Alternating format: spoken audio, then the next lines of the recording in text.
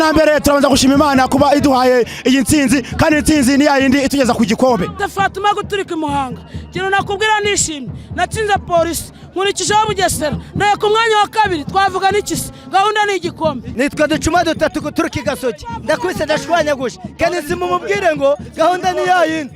Ewa ikipe yacu irakubise nakwise polisi baravuga ngo ni yayandi nkubise Sunrise ubu ngubu none naye ku mwanya wa kabiri ngiye Ducuma dutatu ndishimye urebye amafaranga doye Charles uriya muzamu wacu twamuyoreye Rayon Sport isaro ry'inyama zayigwa inyuma. Nyaruguru nitwa Gikundiro twebwe icyo dushaka ni igikombe ntabwo twebwe twava mu karere ka Nyaruguru ngo tuze kurira match ya Rayon Sport ihura na Bugesera ngo idutesha agaciro.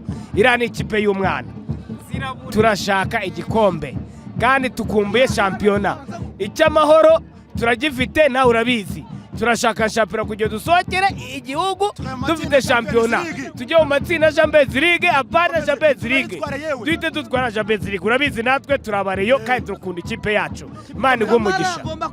Amazi yivunguye n'umucanga uzumva kagoma kanihira uzumva kecone anibirizo uzubikesha Rayon Sport